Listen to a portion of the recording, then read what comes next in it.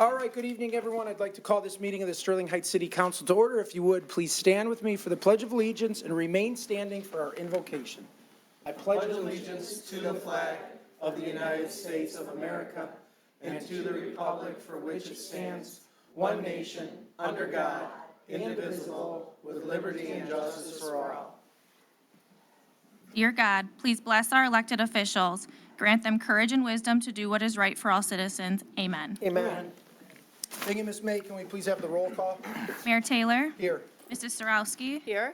Mrs. Koski? Present. Mr. Radke? Present. Mrs. Schmidt? Present. Mr. Yanes? Here. Mrs. Zarko? Present. Thank you, Council. We need approval of the agenda.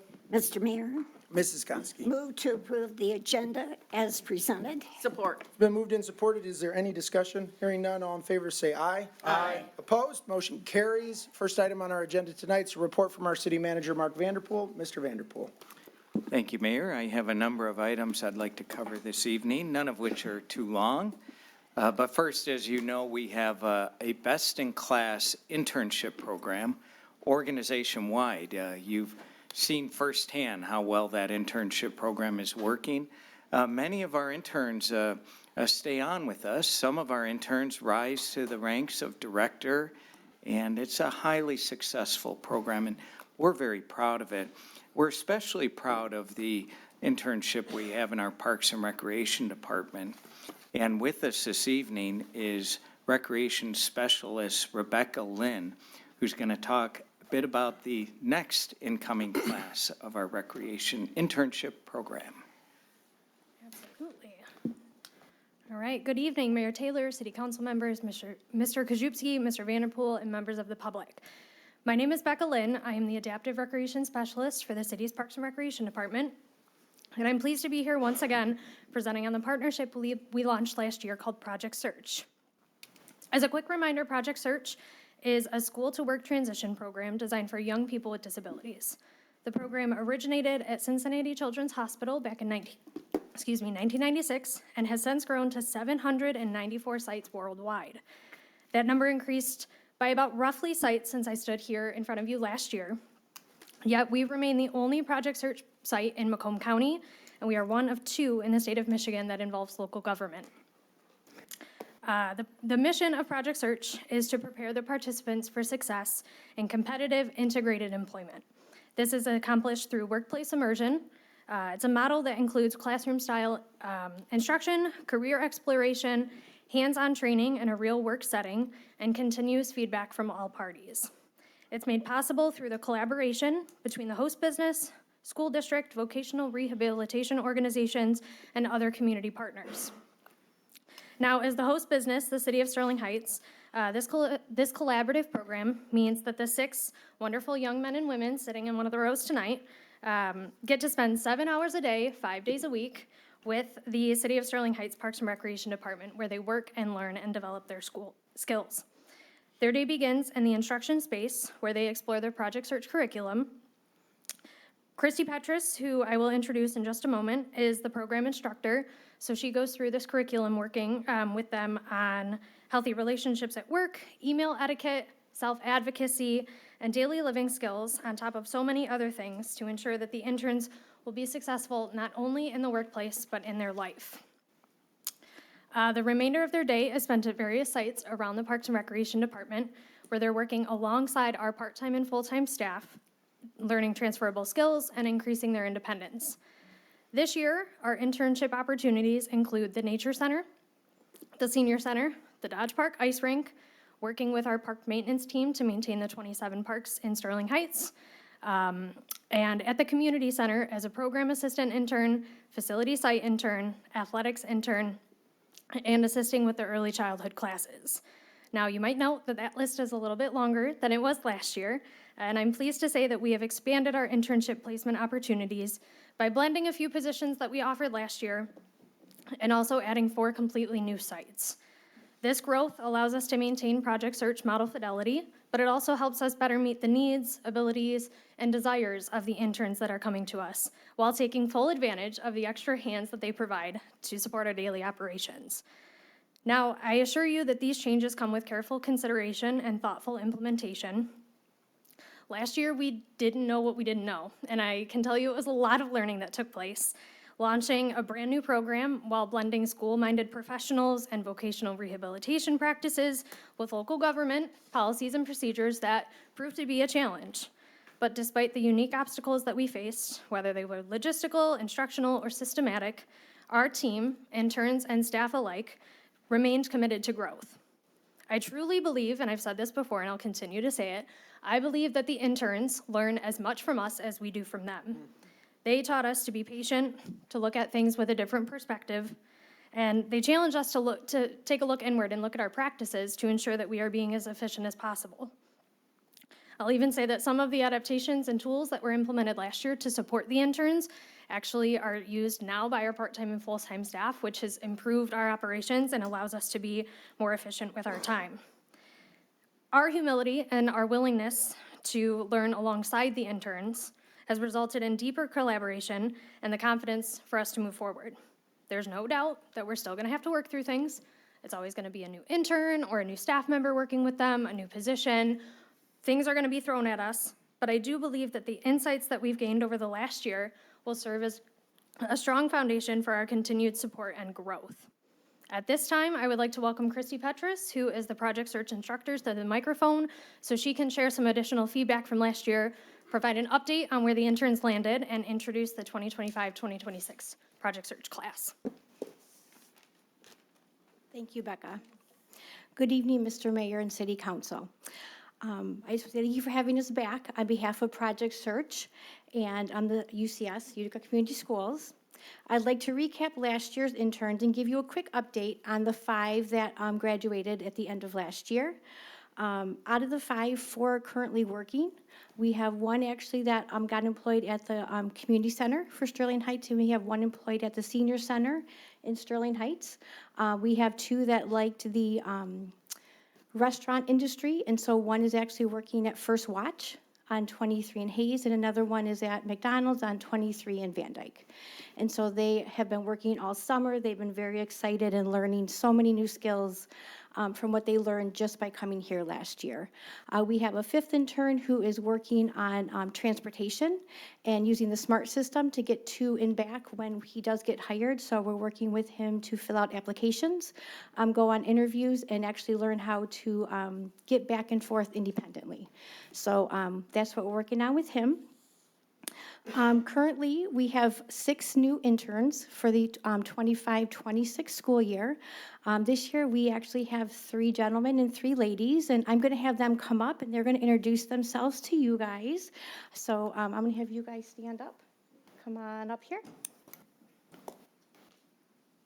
you want to just wrap around?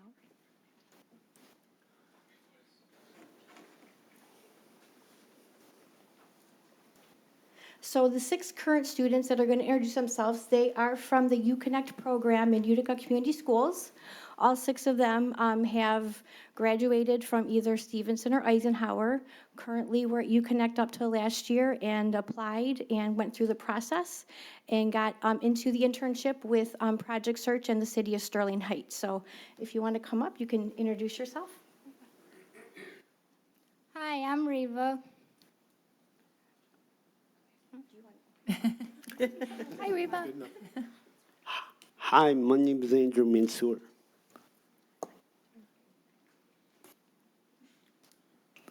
Hi, my name is Farhan Azara. Hi, my name is Mike Bahari. Hi, my name's Brianna Scott. Hi, my name's Mary Hinton, and I'm part of Project Search.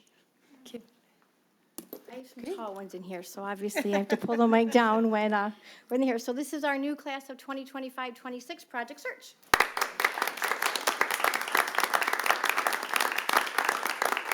You guys can have a seat. And I just wanted to say thank you so much for the support of the City of Sterling Heights City Council.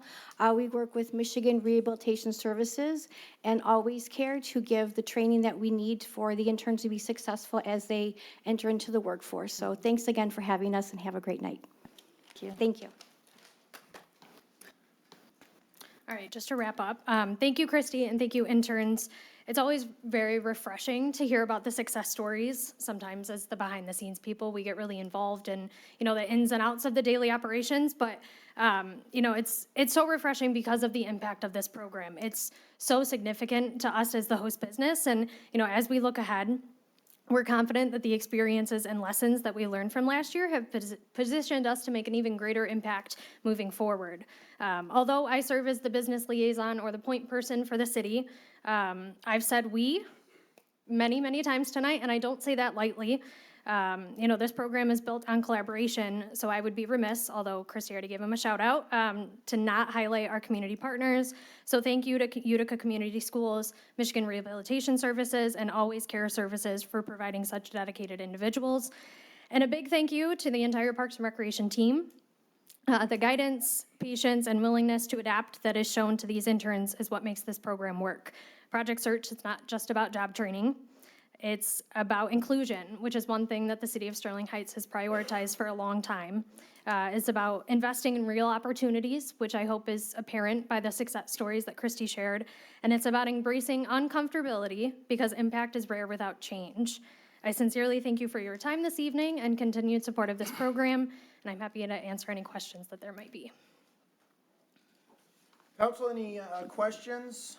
Mrs. Sarowski. Thank you. I'll just kind of shout out. So thank you guys, Becca, Christy, and all of you for being here. You guys, we're proud to have you. We're excited to have you and see where this is going to take you. It's a great step and it's an opportunity that we are happy to enjoy with you. And I know that as has been said, we will probably learn more from you than you'll learn from us, but it is a great collaboration and I'm so glad to have you. So thank you for being here. Council, anyone else?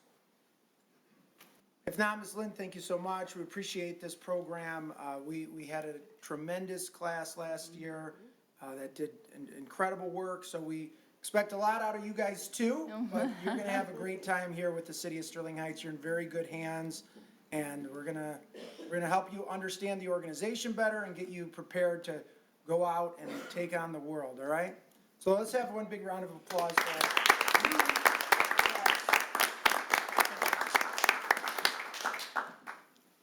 Thank you, Mayor. And continuing on, before we leave that topic, I wanted to thank you and the city council members for supporting the program, because without your support, we wouldn't have these classes before us and the success stories that we've heard. And the word that really struck me this evening was inclusion. Mm-hmm. And this is what it's all about. So I want to thank you. And moving on, Mayor, we have another presentation from our city planner, Dr.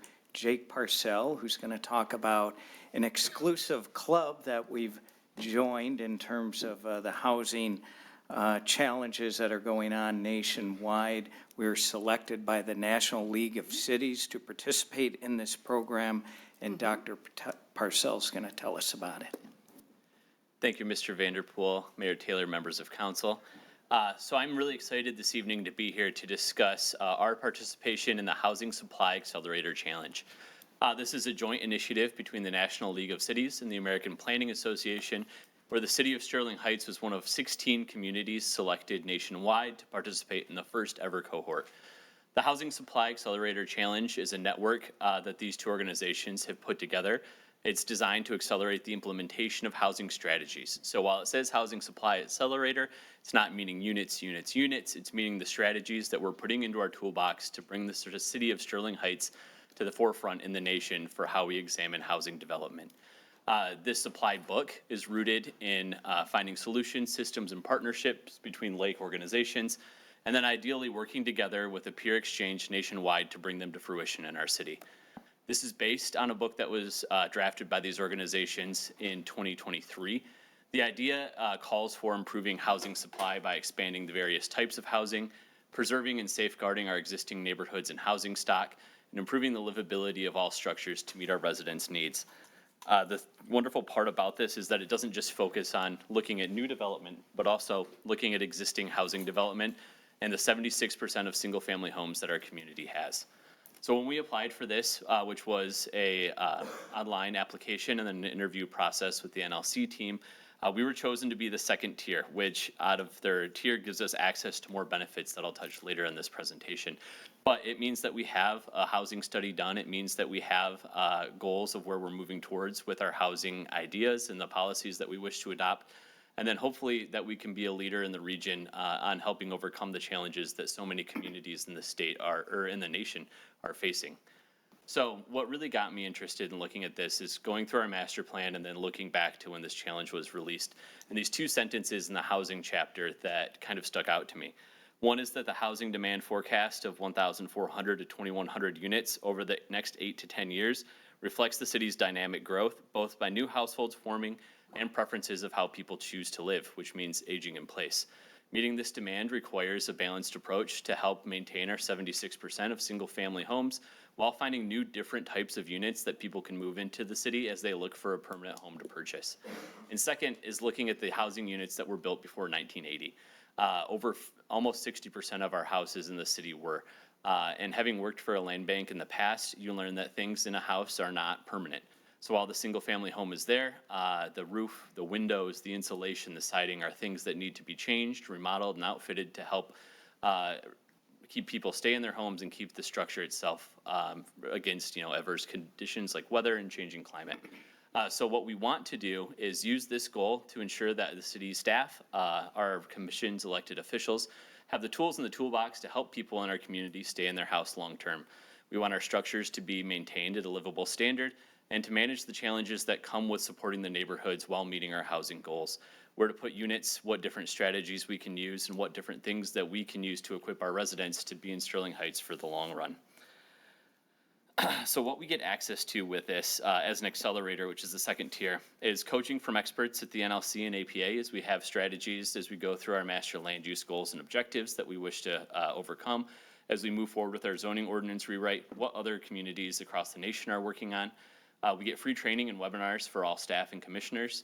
If you weren't aware, the Planning Commission recently amended their bylaws, so every planning commissioner has to do 4 hours of training every year, mandatory. We get webinars to send out to them and free training to send them to through this program. We're organized into the peer exchange now to connect with the other partner organizations who will then connect us with other organizations locally and nationally that do this type of support for helping people find housing. And then finally, technical assistance and grant opportunities that are exclusive to the communities selected for the challenge. So since I've been here at the almost 3 years in the late 2022, the master land use plan came in 40% under budget from what our service improvement request was. And our zoning ordinance is anticipated to come in about 25% under budget. So technical assistance opportunities are hugely successful for what the Office of Planning has done since I've been here. It gives us the ability to do as much work as we possibly can on as few dollars as possible to help advance the policies and the zoning ordinances that we have in place. We look forward to being a part of this challenge to help our staff, boards, and commissions really step up to the challenge and help to, bring the best housing opportunities in the nation to Sterling Heights. With that, I thank you. And Mayor and Council, I just wanted to highlight again the importance of recognizing the housing need in our city. We're fortunate that we're one of the largest cities in the state that's still growing in population. And to accommodate the growth, we have to have thoughtful, smart growth development as it relates to housing. I wanted to emphasize again, a guiding light for us is to continue to do all that we can to make sure that we remain a community that has at least 76% owner-occupied homes or units, if you will, condos, single-family homes, and the like. 76% is well above the average for the metropolitan area, so that is an important guiding light. And shifting gears some, I'd like to draw your attention to the screen. This evening we had a very noteworthy celebration under our Inspiring Green program. Many of you are familiar with 18.5 Mile Road. You can see from the pictures here, it was a rather barren median. In fact, I think you would all agree, and maybe this picture doesn't do it justice, it is anything but appealing. It's anything but environmentally friendly, and it really doesn't do much for the corridor. So looking ahead, we started this program a couple of years ago. It's called Inspiring Green. And we have a top tier for corporations across the city to participate in. And for $30,000, businesses can essentially adopt a section of medians across the city. It doesn't have to be in front of their business. It can be anywhere on our medians. And their money pays to plant trees and draw attention to sustainability efforts in the city. In this case, AGS, a great corporate partner in our city, and we're going to be talking about another really important corporate partner shortly. This partner paid us $30,000 to plant 100 trees in this section of median. And tonight we celebrated this. And I think it already looks great. You can imagine what this is going to look like in 10, 15, 20 years. I want to apologize to the mayor and council. When we did the ribbon cutting tonight, we picked peak rush hour time, and getting all the stakeholders out on this median safely and then away from the median safely was quite a challenge. Kudos to our police department. It's a great program, and I wanted to thank AGS. We have another automotive company that has indicated they too are interested in this program and likely will be signing the contract very soon. So we'll be talking about another section of medians. One of the things that makes our city so aesthetically pleasing is we have these vast medians that we've worked really hard to improve under our sustainability plan, and this is a great example. Okay, again, drawing your attention to the screen, some of you may have read in a recent article that talked about poverty in the metro area, not a pleasant topic, but an important topic nonetheless, and the challenges that are related to it. And while we certainly have some poverty challenges, and we're doing all that we can to address community residents at risk or a community development block grant program and so on, it's important to highlight where the city of Sterling Heights ranks in the spectrum of community wealth, if you will. And one of those metrics is average median household income. So in this report, highlighted, the data comes from the U.S. Census Bureau. You can see that Sterling Heights ranks very favorably when it comes to median household income. In fact, we're in the top tier. So I thought this was important for residents to see, because when you talk about community wealth building, it's all the things that the mayor and city council and administration is focused on. It's reinvesting in the community. It's maintaining your infrastructure. It's having a good housing plan. It's addressing at-risk areas of our community and so on. It's sustainability. It's all these factors that come together. And is any one of them creating community wealth? Not individually, but collectively, it's obviously helping, and the return on investment is significant. Now, when we look at this metric, we always compare ourselves to the largest communities in the state. In fact, our FBI stats just came out. Once again, we're the safest big city in Michigan, and those are cities over 100,000 in population. When you look at cities over 100,000 in average household income, Sterling Heights is at the top and edges out, not by much, but edges out Ann Arbor, Grand Rapids, and the other communities listed before you. So I thought this was a really important analysis to show everyone. I know the community takes interest in this. I know the mayor and city council do, because this is something we're hard at work on every single day in the city business world. But we'll continue to report on this every year like we do on many important metrics. And now on to the last item on my report, and that is the fact that we're having our second e-recycling event, and that is going to be on October 4th from 9 a.m. to 2 p.m. at our DPW facility. So the event we do in the spring is so widely successful, the council requested that we add a second one, and there's no doubt this one's going to be very popular and highly successful. So again, That is our e-recycling on October 4th from 9 a.m. to 2 p.m. And Mayor, that concludes my report. All right, thank you very much, Mr. Vanderpool. The next item on our agenda tonight is a presentation, and this is to adopt a resolution recognizing and congratulating the Sterling Heights Stamping Plant on the occasion of its 60th anniversary of operations in the city of Sterling Heights. And we have a presentation from our city manager, Mark Vanderpool. Mr. Vanderpool. Mayor, I promise this will not be as long, but I really cherish the time we have to brag about our corporations, all of our businesses in the city. We have a very vibrant business sector in Sterling Heights. We're really lucky about that.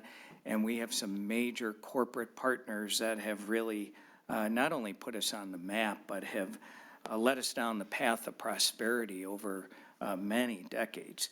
In this presentation tonight, we're talking about Stellantis and the Sterling Heights Stamping Plant, the world's largest stamping plant right here in Sterling Heights, incredibly amazing. But before we introduce our speaker representing this 60-year anniversary of stamping being in our city, I wanted to highlight some stats that I think are really important. First, over the last just over 20 years, this one corporate partner in our city paid taxes that equated to almost $100 million.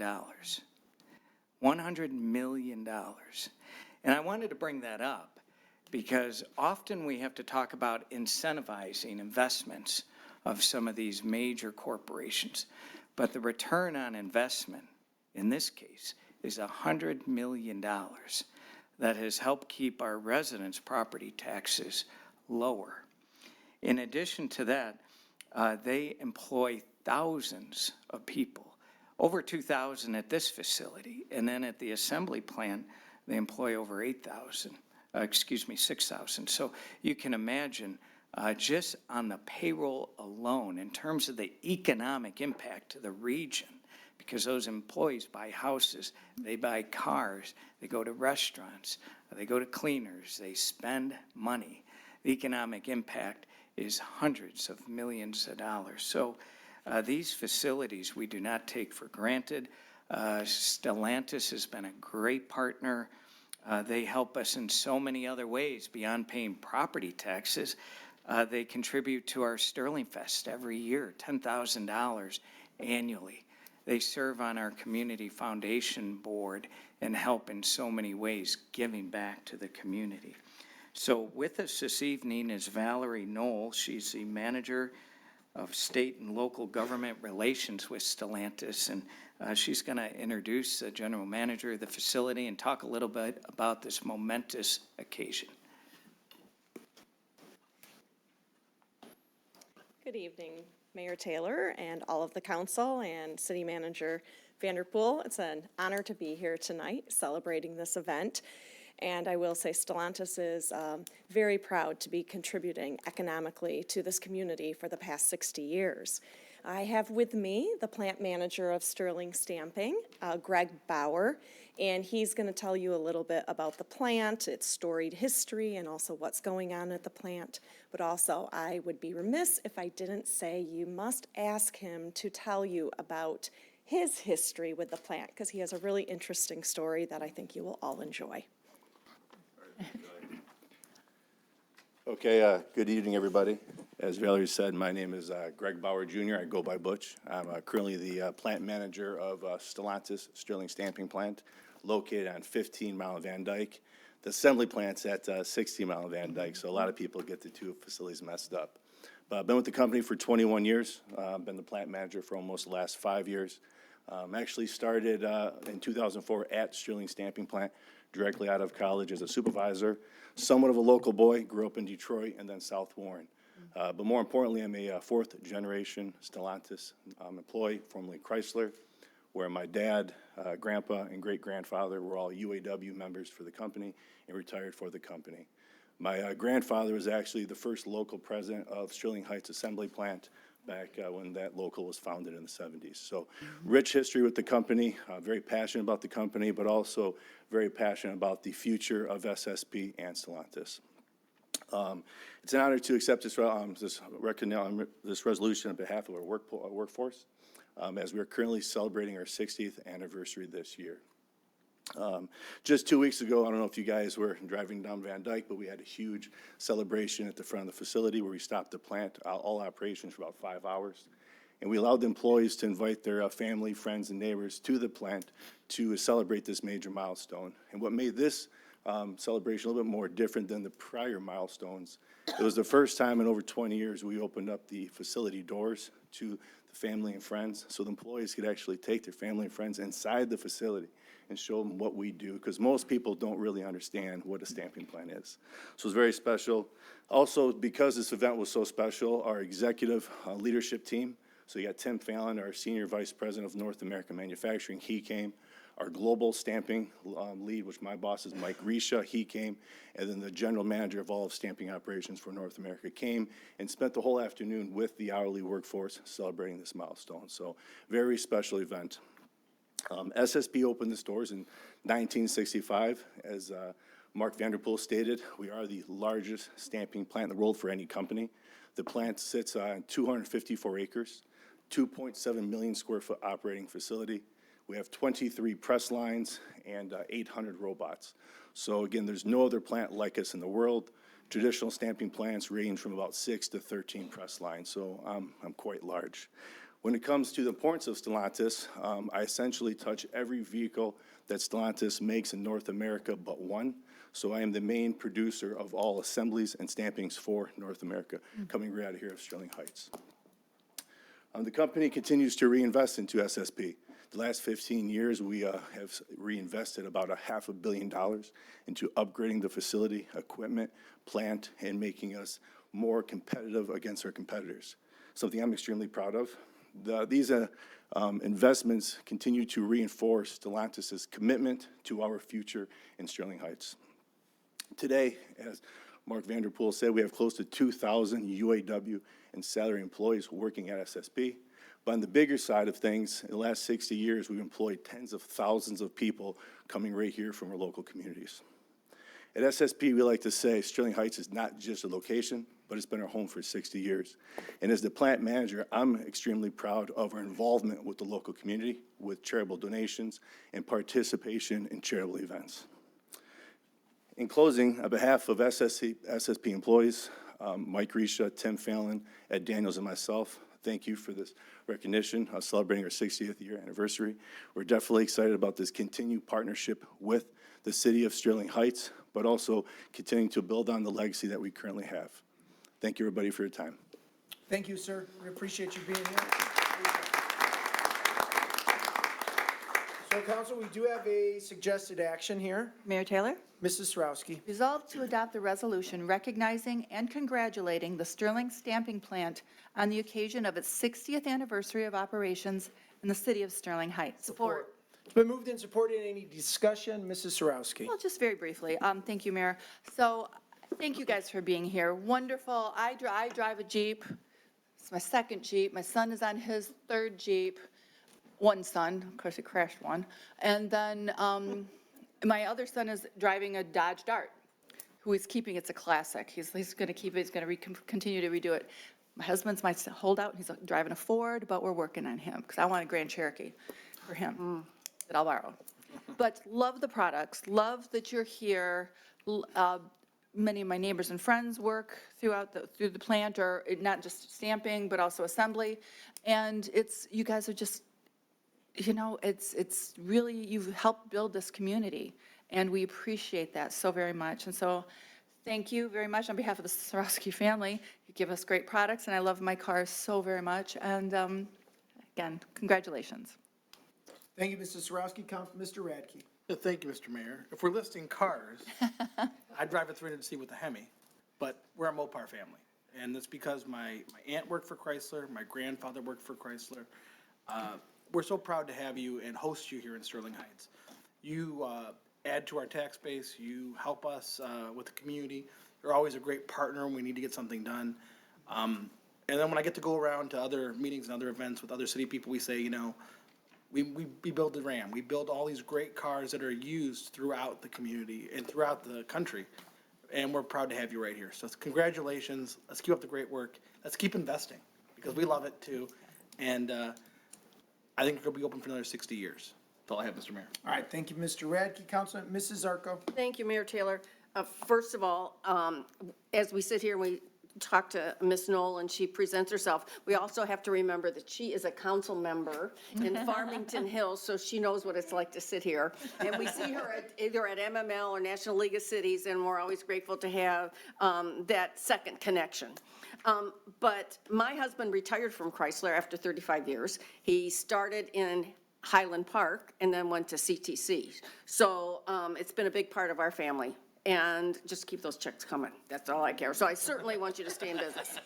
But I have to say that I remember when they were building CTC, and they had, we're talking about greenery and what they had to, for every tree that they cut down to build it, they had to replace it with 3 trees. And you're saying, why are you bringing this up? Because some of those trees are on 15 Mile on the south side of that building. And when our former city manager was here, we thought the trees couldn't have been bigger than 8 inches when they were planted. And if you go by there now and see what they look like, so that's a part of what happened, another part of the history of that plant is, it participated in the growth of the company. So I'm grateful that you're here.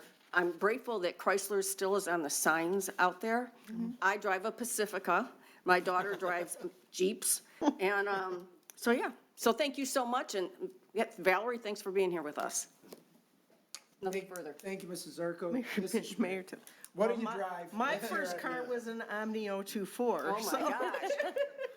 However, I come from a GM and Ford family now, so, but that was my first car, was a Chrysler. I have to say congratulations. It's amazing, an amazing partnership that we have established with both plants in our community. You give to us and we help you, and that's what makes it a beautiful partnership. Our community would not be what it is without your contribution to it. I have to say, I was just driving down 15 yesterday and noticed, I'm like, it still says Chrysler. So why is that? Why does it still say Chrysler? I mean, I love it, but it just surprised me. And spend that money, invest it inside the building, which matters more to the people than the sign on the outside. Very good. So I like It's a little retro. I like it. No, it's a little bit my decision. I said, I'd rather invest inside the building, which matters more than the sign on the outside. Great, great. Well, thank you again and congratulations. And I know you're going to be around for many, many more decades. So thank you. Thank you, Mrs. Schmidt. Mrs. Koski. Thank you, Mr. Mayor. I also would like to say congratulations on your 60th anniversary. I've only been part of your legacy for 36 years. So I remember the trees along 15 Mile Road. I'm sorry, but I drove a Mustang 5.0 GT convertible, red and white. My husband was a Ford man, so that's why, that's an explanation. But your plant is really beautiful. You've done a fantastic job, both of them. And I say congratulations, 60 years. We'll work on another 60, okay? Congratulations. Thank you, Ms. Koski. Mr. Yanez. Thank you, Mr. Mayor. Yeah, so my mom drove a Plymouth Valiant, and my dad drove a Barracuda. The Plymouth Valiant actually had the push-button transmission, if anybody remembers that. That's not the important point. So first of all, congratulations, 60 years. We just had the last meeting, we had a company that does shirts and apparel, 50 years here. And I think that's sort of a theme here when I go out in the neighborhoods and I'm talking to people. I just talked to somebody the other day. First house in his subdivision, 65 years he's lived here. And you hear that story constantly throughout Sterling Heights. They've lived here 60 years, 50 years, 40 years. This is the kind of place people come, sit down roots, and they stay. But what I really wanted to say was thank you for recognizing, first of all, thank you for your family, your automotive family, and everything they've done. And but that sort of exemplifies this economy that Mr. Vanderpool just talked about, how we, the median income is $81,000. A lot of that is from union UAW workers who work in these auto plants, who work in tier one suppliers and associated industries. And it's because of the investment that you made, you've been able to have a tremendous impact on the local economy. And I'm a retired firefighter, right? Fire trucks, my salary was paid with property taxes. Fire trucks and police cars and playground equipment are all paid for with property taxes. And the fact that you've not only planted roots here, but you paid your taxes and smiled while you were doing it and created all those jobs, just says everything that we need to know about, the commitment that your company has made, not only to this community, but to our state and to our country. And I just want to say congratulations to every single worker that goes through that gate every morning and every afternoon. Congratulations. Thank you. That's all I have, Mr. Mayor. All right, thank you very much, Mr. Yanez. Thank you guys for being here. We appreciate you here tonight, and we really appreciate the commitment to the city of Sterling Heights. I know that this is a point of pride for a lot of people in our community to have major automotive plants here, to have the largest stamping plant in the world here. It's something that puts Sterling Heights on the map to some extent, and we couldn't be more proud to have you guys here. To jump on the bandwagon with the rest of my colleagues. I drive the Ram 1500. It's my second Ram. It's actually assembled right here in the city of Sterling Heights, but I suppose all the other Stellantis customers have some. Are there? If you're touching pretty much, which vehicle is it, if you don't mind me asking? The ProMaster. Okay, I don't even know what that is. Probably like a work truck or something. Yeah. So, Beyond that, we touch so it if over. you drive a Stellantis vehicle, your vehicle or its parts have come through the city of Sterling Heights, and so that's an incredibly proud thing for us.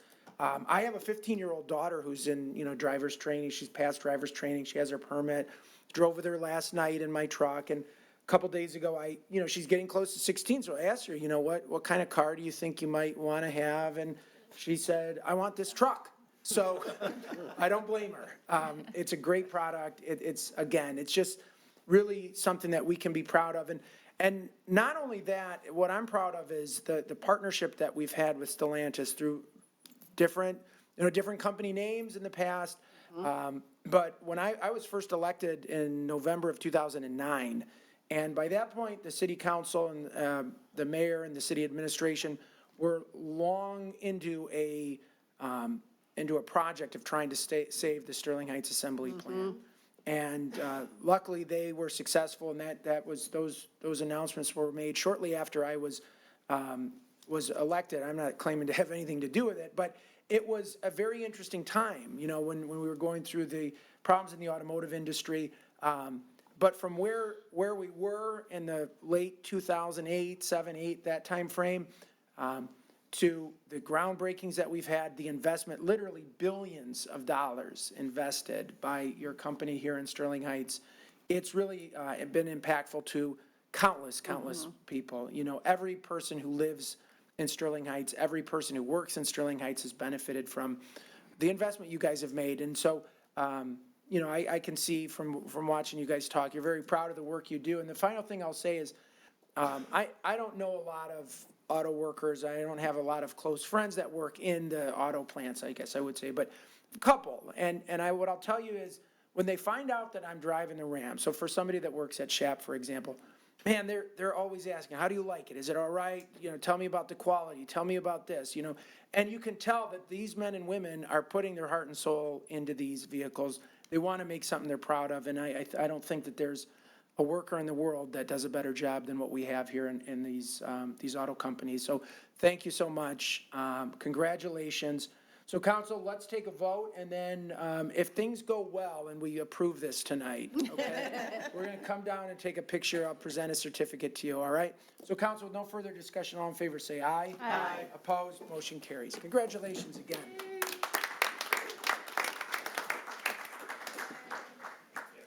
Oh, I'm sorry. Wasn't sure what you were doing. You turned in.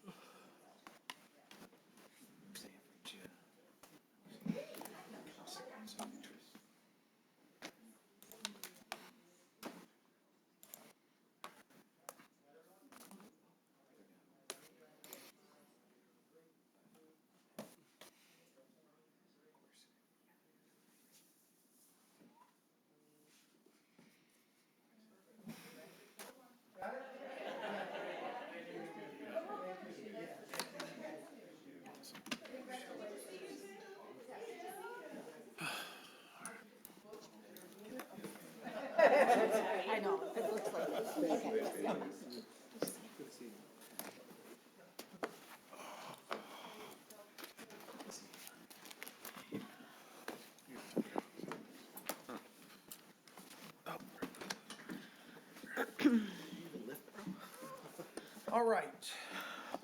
Thank you again, and congratulations to Sterling Stamping and all the men and women who work there. Next item on our agenda tonight is a public hearing, and this is to consider the application by 12555 14 Mile LLC for an outdoor self-storage facility, planned unit development on approximately 6 acres of land situated on the north side of 14 Mile Road, east of Maple Lane Drive, PPUD 25-0002, with a presentation from our city planner, Dr. Jake Parcell. Dr. Parcell.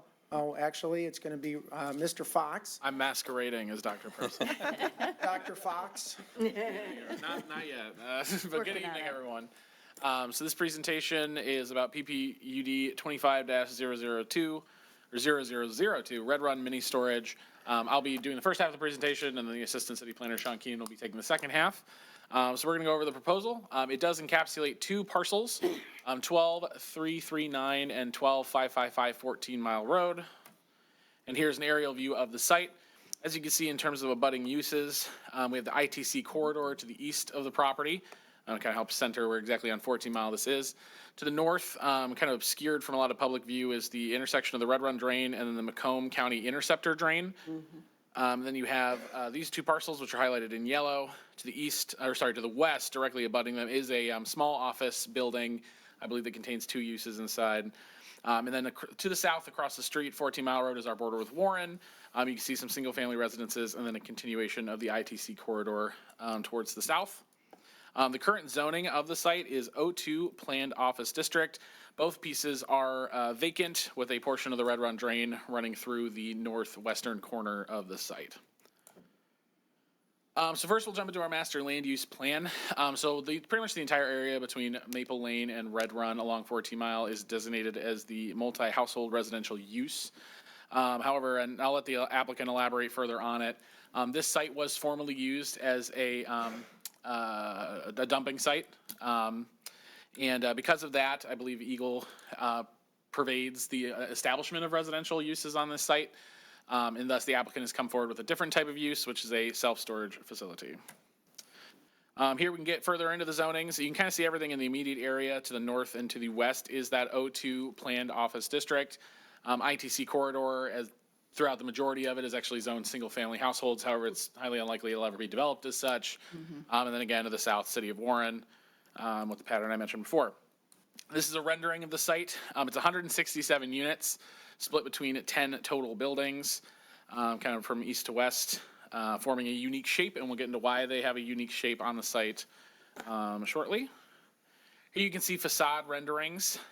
The front of the site, so facing south towards 14 Mile Road, all buildings will have a masonry facade as required by ordinance.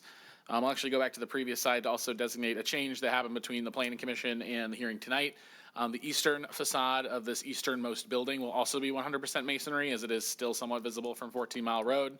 So they are adding additional masonry. The rest of the facades, though, be primarily, door for the units, primarily the metal sliding door, as you can see kind of rendered here. And here's a better color rendering of all of them. And then here's a idea of what the landscaping would look like along 14 Mile Road. This includes a number of native trees, species. We'll work with the applicant to ensure that all this tree species are beneficial there. Then here you can see images of the proposed fencing that would surround the site. This would be the fence that faces 14 Mile Road, and this would be the fencing that faces the other perimeters of the site. And then here we have some tree considerations I wanted to mention. First off, you can see these 2 easements that kind of show why there's a unique triangular shape on this site in terms of the applicant's proposal.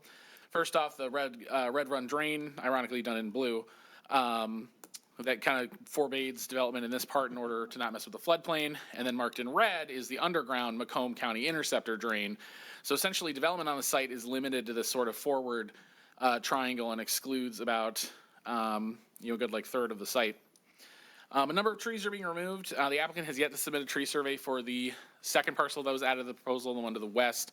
However, obviously all tree removal will have to go through our tree removal, or all trees that are removed have to go through our tree removal ordinance. So they are required to do a certain amount of replantings on the site or to pay into the tree fund so the city may do that.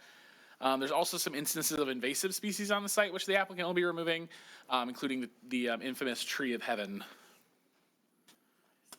And now I'll let Sean take it away with some other environmental considerations. Yes, Mr. Fox mentioned that the circled highlighted area is the location of the proposed outdoor storage facility. And this is an EPA document showing the location of not only the former landfill on this site, but two others that are along the Clinton River as well. So if you go to the next slide, or Red Run, I'm sorry. One of the reasons why the applicant is going through a PUD, which the Office of Planning recommended as well, is not only because of the site being a former landfill, which is why they're recommending more of the use or wanting the use of the storage facility, is that there are a number of easements on the site as well that further constrain the site. You have the Macomb County Red Run Drain easement, which is an extremely wide easement which cannot be built within. And you also have the Macomb County Drain easement also that runs along the northeast corner of the site, further constraining the site as well. So if you go to the next slide, so there's a number of modifications that that are being requested. We already touched upon allowing for a storage facility with an O2 planned office district, which it's not permitted there, but this is one of the requests for modifications. Also modification of the zoning ordinance 9.04 to allow reduction in the front yard setback from the required 95 feet to 85 feet as measured from the center line of 14 Mile Road. Also allow for the reduction in the building setback when abutting a residential zone property from 50 feet to 10 feet along the eastern property line. That is the property line that's zoned residential. That's the ITC corridor. As Mr. Fox had mentioned, there really isn't going to be any residential houses being built on that property. The closest residential property to the east would be 340 feet on the opposite side of the ITC corridor. Modifications from section 13.02J allow for self-storage on a parcel that's 6.2 acres in size, which is smaller than the 7-acre minimum within that section of the zoning ordinance. Allow for self-storage on a parcel that abuts parcels that are not zoned C3 general business district, instead allowing it to be on parcels that abut O2 planned office district on two sides. Also allow for the reduction of setbacks from the abutting residential property to the east, reducing the setback again from 150 to 10 feet. Same reason related to the ITC corridor. Also modifications to Article 28 in the zoning ordinance for the following purposes: to allow for a reduction of major impact screening by replacing the required masonry wall with a decorative fence, which we think is a little bit more aesthetically pleasing and much easier to maintain if anything were to go wrong. Allow for the decorated fence to be located within the required front yard setback on the site. To allow for the elimination of the foundation planting requirements around the 8 of the proposed buildings on site. As you saw from the illustrated landscape plan, the applicant is proposing a pretty robust landscaping plan and landscaping along 14 Mile Road. And also to allow for the elimination of 2 enhanced landscape treatments on site. And same thing, the landscaping along 14 Mile really does, I think, will pop out and really improve the 14 Mile Road corridor. Last modification would be to section 2602 to allow for a reduction in the durable materials requirements from 50% of the total remaining facades that do not face the public right of way down to 0. Again, much of that is due to, as you're familiar with a lot of the storage facilities, you got a great deal of metal doors, bay doors, and then a thin strip between each of the doors. They are providing, as Mr. Ryan mentioned, some masonry walls on the easternmost building, east side, as well as on the front of the office as well, and also the fronts of the building. With that, there are some special land use approval standards, which I won't dive into too much. A lot of them we're requesting modifications, and much of the remaining the applicant does meet. And with that, we are open to answer any questions that you might have. Okay, thank you very much, Mr. Keenan. The applicant, is there anything you'd like to say? The applicant here? Is there anything you'd like to say? You don't have to. He covered it pretty well. You can make. Yeah. Absolutely. Is there anyone else in the audience who'd like to speak? Yes, ma'am. Yep, you can come up to the podium. We have 4 minutes speaking. Yeah, we saw the signs. You have 4 minutes speaking limit, so the timer should. Thank you. Yeah. I was a teacher for 30 years, so I'm really used to standing up in front of a group. And I'm also a licensed professional counselor, and I've been doing that 15 years. So I've been sitting in school my whole life. And I've been a resident of Warren, where this facility wants to be built. And how many of you like green spaces? Raise your hand so I can, on council, do you like green spaces? Okay, would you like to live next to a green space that they're going to tear the trees out, and the methane from that landfill is going to create an ozone? And I live right across the street. My mother's been in this community. She was a teacher in Warren for 35 years. And we are heartbroken that this is what we've come to, that it's okay to disregard the environment for our children, for our grandchildren, and now we're making 14 Mile the new 8 Mile. I'm highly disappointed. And if this proposal passes, my house will be up for sale tomorrow. And I will be far, far away from Sterling Heights, Warren, in this area, because my patience is absolutely gone for people that disrespect our environment. There is a storage facility located right on the site. They have a huge, they're all stuffed back there. Now they want to put another one. And, you know, we don't want the light, we don't want the destruction of all the green space there. I mean, that's one, people come, they go, oh, it's so pretty here. I go, yeah, they haven't destroyed 14 Mile yet, but they will if you give them a chance. So I'm begging you to think about what this proposal will do for my community. It's going to create an ozone. It's going to be a problem. I have studied these reports, and they're all question marks. Question mark, question after one after the other when it comes to the safety of this project. They have many choices where they can build this facility, and maybe they can put it in your backyard. So just a suggestion. So thank you for your time. And I hope you think very clearly, because I know this is an election year. All right, thank you, ma'am. Anyone else on this item? You mind if I come up just to address some of the questions? You can answer it once they're all. Yeah, you can come up and speak if you'd like. I'll be brief. Tony Sacco, I'm the owner and also the general contractor. She made 2 remarks about methane and ozone. The report that the state did a couple years ago, it doesn't state anything about methane. There's no methane in there. This wasn't a facility where they dumped regular trash in there to create the methane. I think she left now, okay. And then the trees, I think we're adding more trees than we're removing, so I'm confused what she's even referencing about us destroying the environment. That's the only thing I had to say. I just wanted to address those 2 things for you guys. Thank you. Thank you, sir. Anyone else on this item? Not, I'll close the public hearing, and council, we need a motion. Mayor Taylor.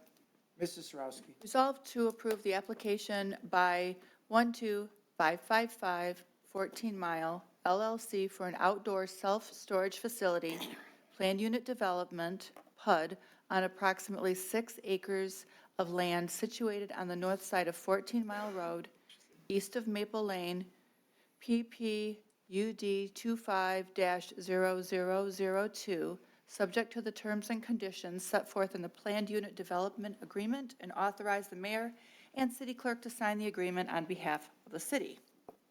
Support. It's been moved and supported. Any discussion, Mrs. Sorrells? Yes, thank you, Mayor Taylor. Through the chair to not Dr. Parcell, sorry, Mr. Fox, since you're in the hot seat over there. Dr. Parcell, you just stay there, nice and comfy cozy. So there were a couple of things that were brought up. Has the site been vented for methane? Are there methane vents already on the site, being that it is a landfill? So as the applicant indicated, there have been tests done at the site. This, from what our understanding is, the type of dump which the site used to be was not one that included food waste or other wastes that would have created methane issues. So if there was a situation where they went on the site that began construction and methane was discovered, Eagle then regulates making sure that methane is properly vented. Correct. At this time, the city does not have any concerns. However, obviously, there's a process that goes through the state, and the applicant has indicated they plan to follow that process to the letter of the law. So. Okay, very good. Could you please explain thank you, but through the chair again to you, can you explain what was dumped there? Are you aware of what that is, since we're sure it wasn't food or? I'll defer to the applicant, who's more familiar with the thank you. environmental impact studies. No, Tony, we've got Tony Sacco.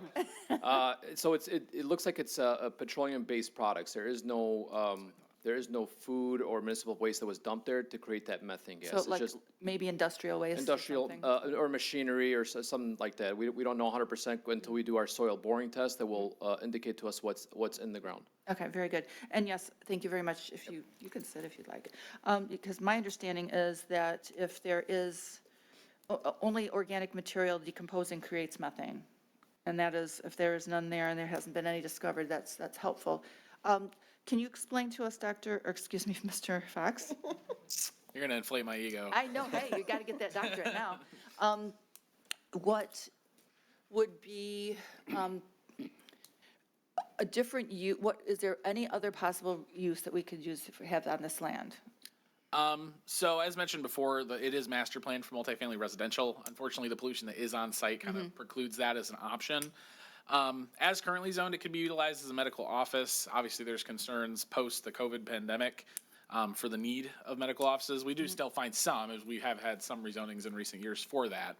But a use of this size, another interesting limitation to the site that I forgot to mention in my presentation is there is actually a utility parcel that blocks part of the frontage on 14 Mile for a portion of the site. I think it's getting pulled up right now. So this actually, say this were to become like a commercial or an office use, they couldn't necessarily access the frontage here anyway. So you have an additional space constrictor along with the easements on the north part of this parcel. So it's definitely the kind of challenging parcel that we recommend a PUD so that developers get creative with what, their designs and whatnot. So am I going to say that it's impossible? I don't have a crystal ball. I couldn't tell you for sure if it was impossible, but this does seem like a very reasonable proposal for the site. And thank you. And then when we're doing this type of a construction, so these are basically poured on cement pads, and then they have the structures put on those cement pads, correct? Correct, yeah. And the cement, the applicant, we've discussed before, the cement almost sort of caps the pollution underneath the cement, so that way there's not as much worry as water infiltration getting in and then leaching that into the red run.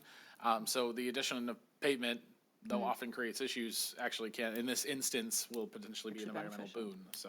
Very good. And so these are all single level. They are not tall buildings. They're just a single level, and it's a storage unit, so it's barely, what is the height? Let's look at our facade here.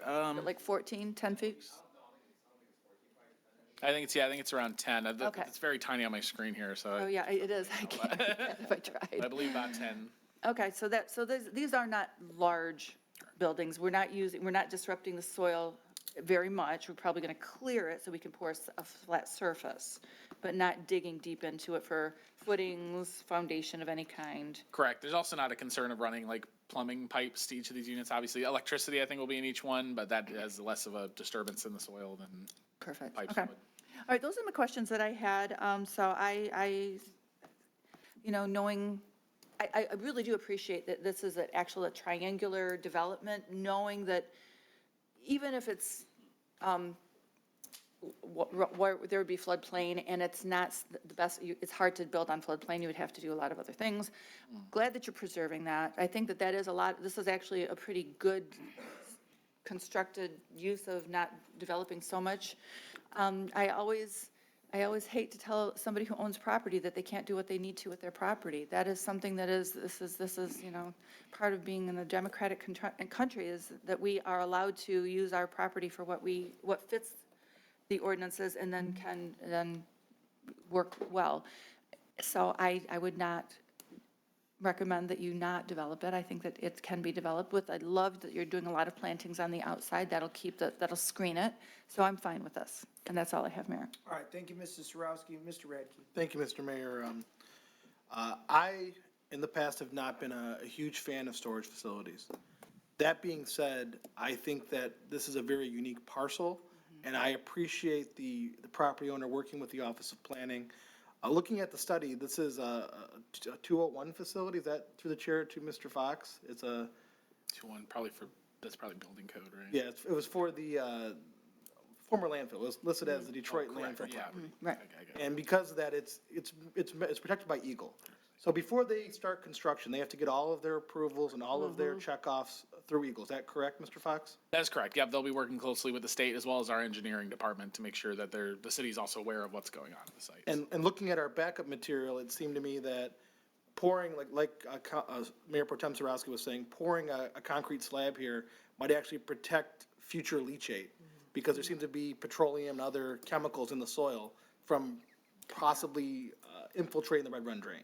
Correct, and it also creates a separate stormwater system for when the water hits the pavement, obviously, that then is separated from that pollution and then flows into the Red Run drain in a cleaner form. So while I would like this to be a residential or office parcel, I see the limitations of both the site.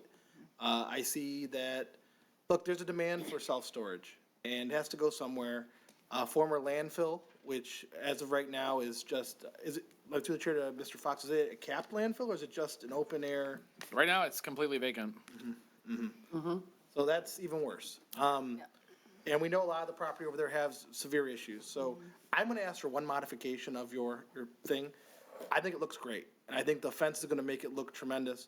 I was hoping you might place a few trees in the city right of way in front of your building, because right now they're all on your side of the sidewalk. If on our side of the sidewalk you'd place a few trees, I would be very appreciative. Would you be willing to do that?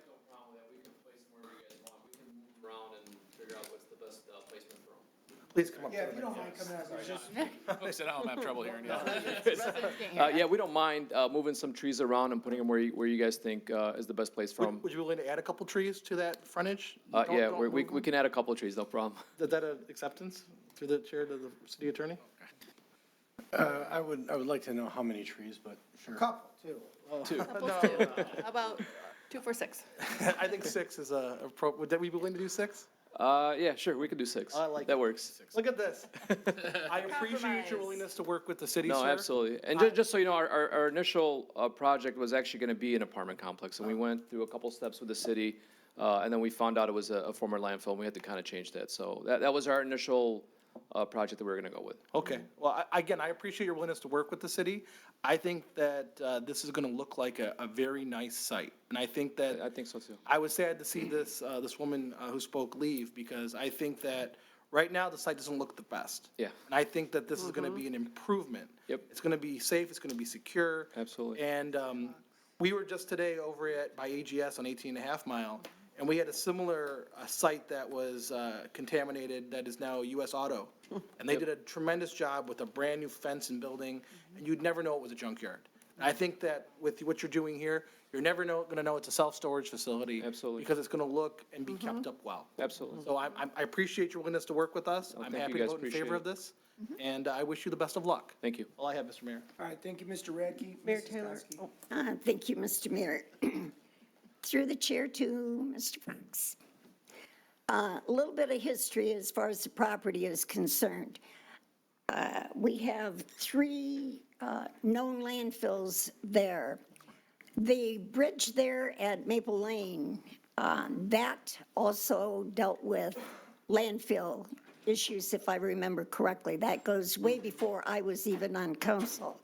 So I do know that that does exist. And it's right along the Red Run.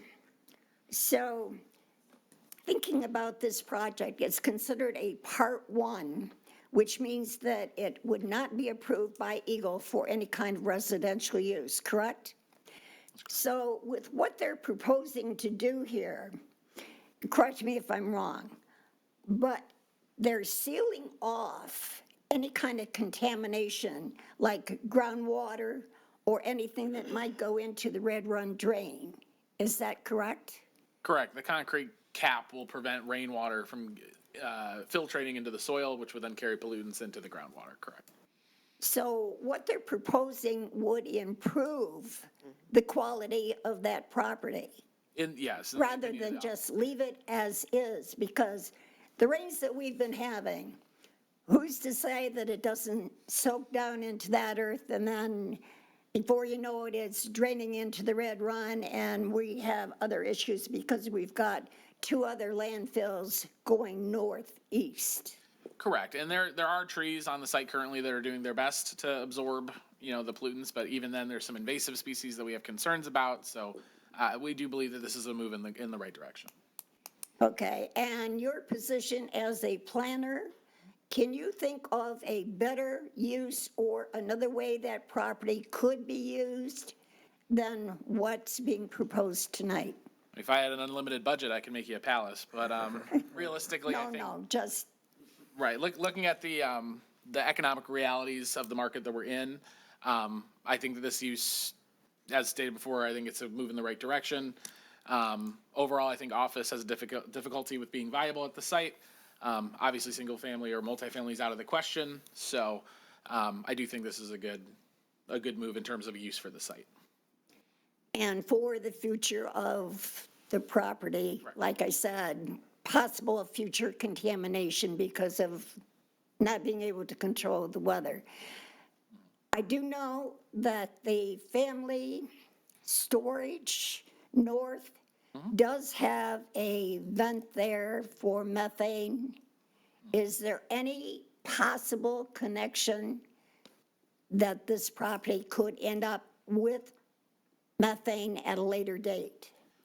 If that does occur, and right now there's no signs indicating that there is, but if that does occur, the state has the process for once that's discovered going through the mitigation process. That's something the developer kind of takes the risk of upon himself if there is something found there. That stated, there is the entire Red Run drain kind of splitting those 2 parcels up. So it's possible that maybe both sides of the river there were used as a landfill, but perhaps different owners had different uses, that different type of garbage was dumped on each side of the river. So long story short, to answer your question, if that does occur and there is methane on the site, the property owner will go through the process to mitigate that methane in a safe way that doesn't bother nearby properties. And the bottom line is they're not going to do anything until they get the final approval from Eagle, correct? Correct. Eagle, and then our engineering office also reviews it, so.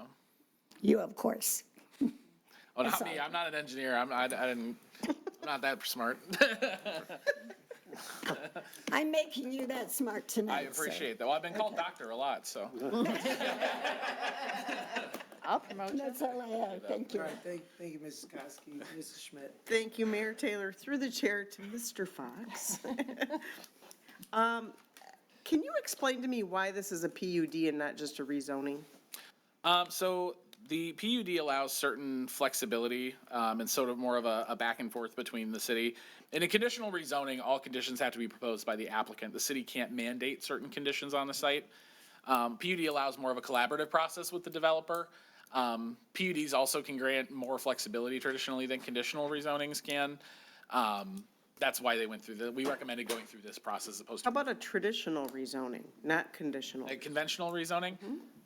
If you did a conventional rezoning of these 2 parcels to C3, it does create a little bit of an island of commercial that's surrounded by office and residential. So that's, not necessarily best practice when it comes to zoning. Also, there are modifications to the dimensions of this site due to the presence of the easements, as well as that small kind of sliver property that divides them from 14 Mile Road. So all in all, to build a site of this nature, variances would be involved. If you did conventionally rezone it, it would then have to go through the Zoning Board of Appeals. The PUD process allows this to go through City Council and able to be reviewed as sort of a collaborative project as opposed to being a multi-step I don't say adversarial, because it wouldn't be quite adversarial, but a multi-step kind of drawn-out process. Okay, thank you. And if I can add on to that too. Sure. If we rezone it strictly as a straight-up rezoning to C3, then the applicant would be able to build any type of the uses within the C3. Going through the PUD process as we're doing today limits it to this specific use. Okay. Which generates much less traffic onto 14 Mile Road than a lot of the other C3 uses. Sure. Okay, thank you, I appreciate that. Also, drainage was brought up. Is there special things in place for drainage on this site? I know, I mean, it's so in such close proximity to the Red Run Drain. Your wheelhouse, you want to take that one? So that the drainage for the site is going to have to meet the city's stormwater standards. So it will have to address the not only quality but quantity as well with the release. So again, it does have the required stormwater management system on the site to manage that stormwater. Okay, and I have to say, I live in a neighborhood that has methane vents. I live by Freedom Hill. And initially, when those vents went in, they were whirling, and that was many years ago, and there is zero methane coming out of them. So there's a reason for those vents, and it's a safety reason. So if that is necessary, then I think any resident should be happy that those are put into place, personally. I think what you've done as far as facing 14 Mile is aesthetically pleasing. They're not going to be looking at metal garage doors. They're going to be looking at trees and a brick facade and some fencing. I can appreciate this. I think there really isn't much that can be used here, and I appreciate the vision of, what you've brought forward. I think, I really don't have any issues. There are dump sites all over Sterling Heights, and we've had to deal with it, and we do deal with it, and at the end of the day, Eagle tells us what we can allow and what we can't allow, and I really thank you for bringing this project forward. As far as the Warren residents, I'm sure there's projects that Warren has approved that Sterling Heights residents didn't want. So, this back and forth between the two cities, I'm not going to get involved in that. So, I have nothing further, Mayor. All right, thank you, Mrs. Schmidt. Council, anyone else? Mr. Yanis? Thank you, Mr. Mayor. Well, speaking of Warren, did we get any kind of correspondence from the city of Warren in regards to this property? No, we did not. Very good. And maybe the applicant can answer this question. Have you done a phase 1 and phase 2 yet? Yeah, we have. And what were the results? Actually, I apologize, not the phase 2. We're working with a company called, I think it's PSI, Interlock PSI, for the phase 2 and also for the soil boring. Okay, very good. And they're not only testing for methane, but they're also going to be testing for volatile organic compounds, VOCs. My understanding is they're testing for everything that's in that soil. Okay, thank you. I'm also with you. Mr. Fox. Sorry for the demotion. Fine. Just to clarify, is this landfill capped with clay? Is it capped? It's a good question. I think I have to defer to the applicant on that one. Not to bring you right back up. Sorry about that. You're good. We don't see anything that it's been capped, and there's no reports that it's been capped. It's just nothing but dirt and grass. Okay, but there's something buried underneath the dirt. I would imagine, yes, there's something underneath. I think they said at the 7 or 8 foot mark, they found some material in there. Okay, very good. Thank you. Yeah, that's smart. Yeah, I think my questions were answered in regards to why not rezoning. I'm a little sensitive to this. I appreciate the PUD thing. I would have preferred that, first of all, yeah, is it O2 or is it RM2 zoned? Sorry, it's currently zoned O2 Plan Comparison District, but the master plan designated as. The master plan. Even though, so how long have we known that Eagle is not going to let us build houses there?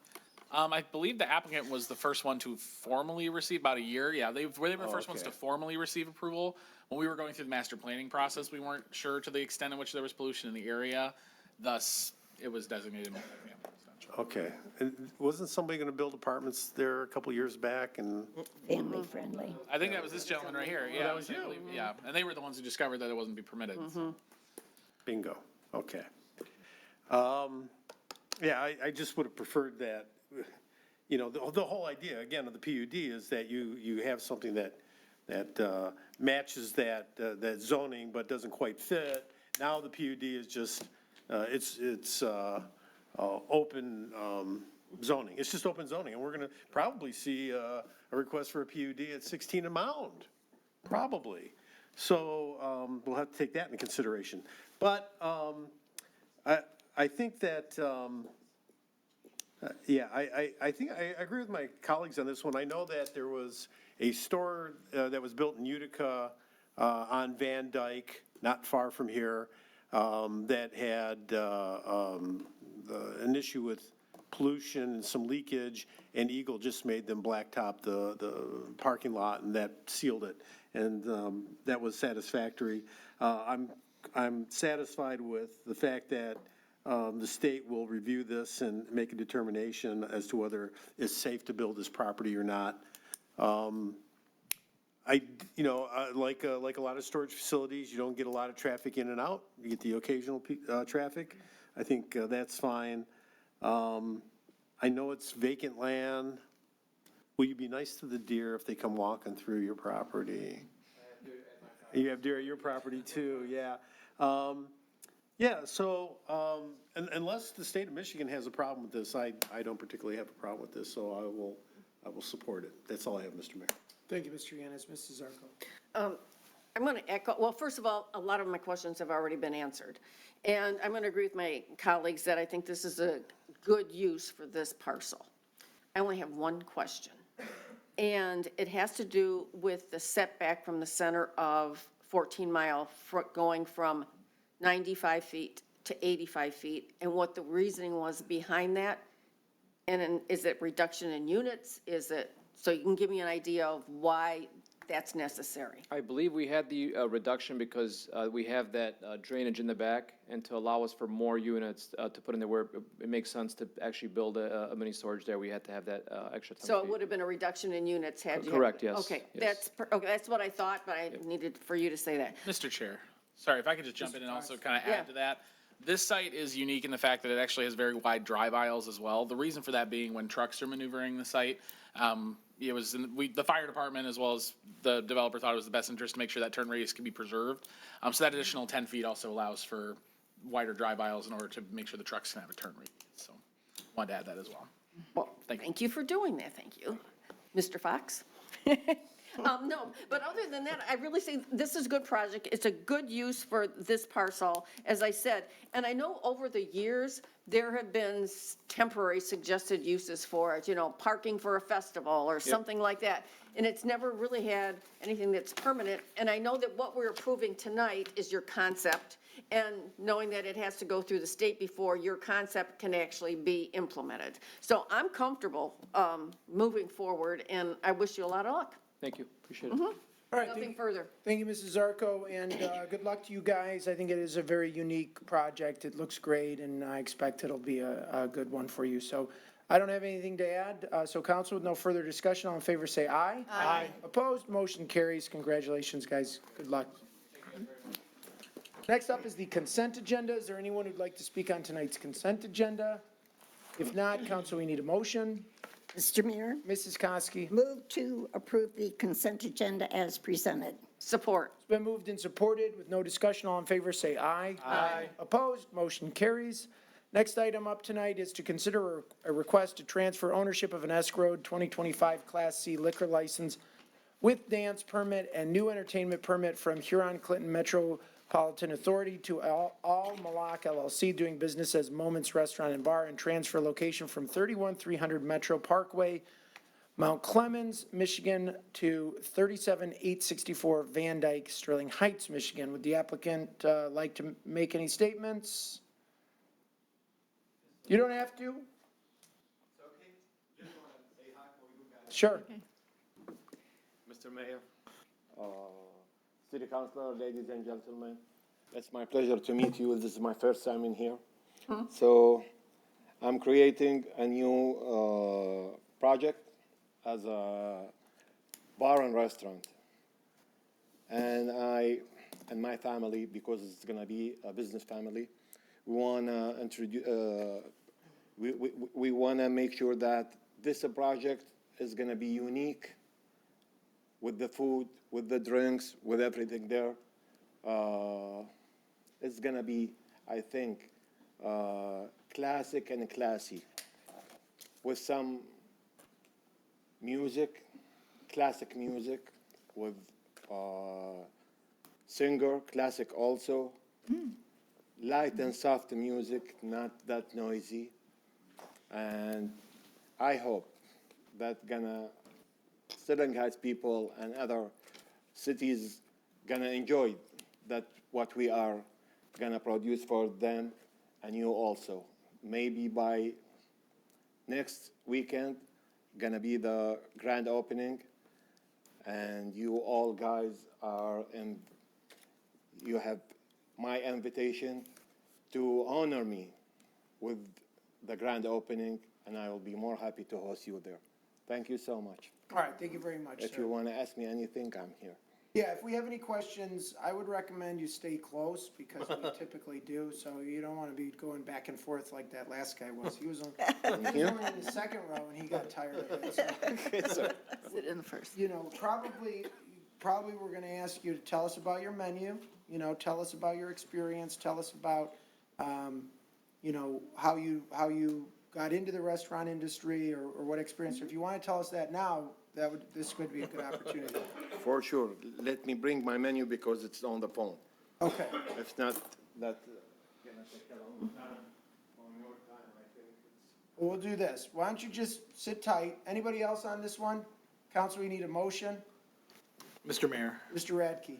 resolve that the request to transfer ownership of an escrow 2025 Class C liquor license, SDM license, Sunday sales permit, AM and PM, specific purpose permit food, catering permit, dance permit, and 2 bars from Huron Clinton Metropolitan Authority to Al Malik LLC doing business as Moments Restaurant and Bar with new entertainment permit and transfer location from 31300 Metropolitan Parkway, Mount Clemens, Michigan to 47864 Van Dyke, Sterling Heights, Michigan, be considered for approval. Support. It's been moved and supported. Any discussion, Mr. Radke? Briefly, I think it'd be wonderful to hear about the cuisine and what brought you to the restaurant business, sir. And I don't know if I got your name. Could you tell me your name? My name. Laith. My name is Laith Fattouhi. Laith. Thank you, Laith. I'm basically from Chaldean, from Iraq, Baghdad, Iraq, but I'm U.S. citizenship, me and my family. And we try to make an engagement between the Mediterranean and American kind of foods.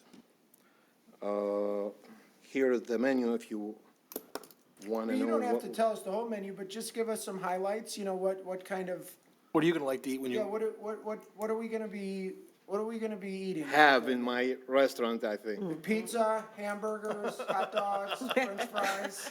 It's a mix from all of that you said, but it's gonna be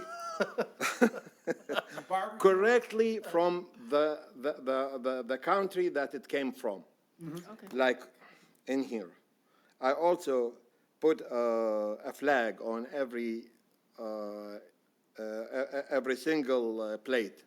Like hummus is gonna be from Lebanon and Syria. There is 2 flags on them. And mezza mix, it's already from Greek, Syria, and Lebanon. Mediterranean shrimp, it's from Greek, Italian, French.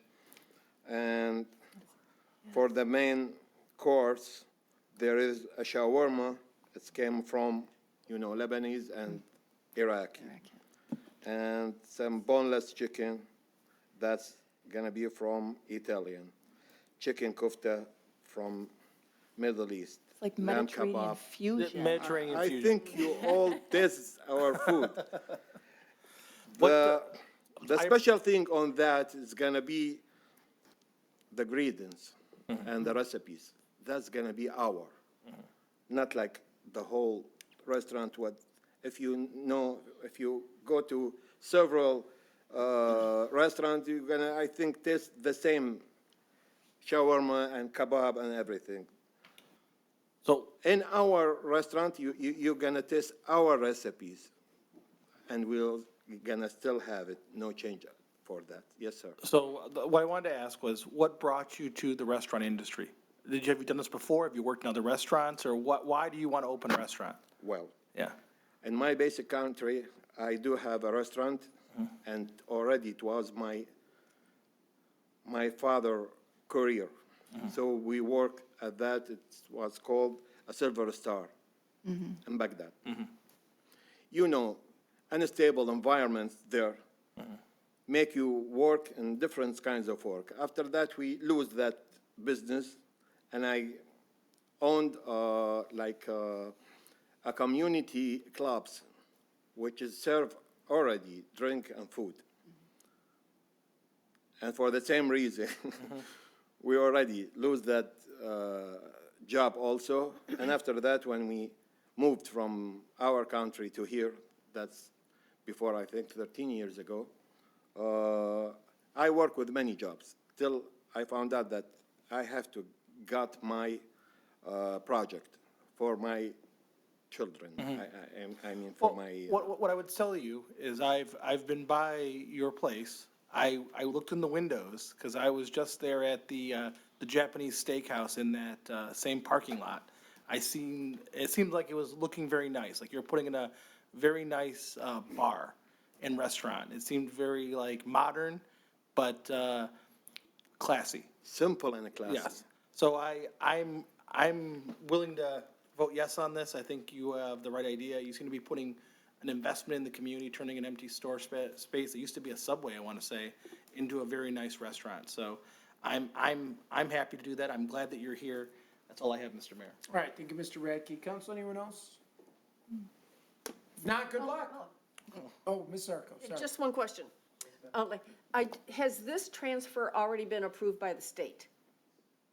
The transfer of the liquor license? And I say that because at one time, the council would approve the liquor license and then it would go to the state. And things have changed, and it's very rare that somebody would come here and have it not be already approved by the state. So you make it easy for us, and we appreciate that, but I wish you luck.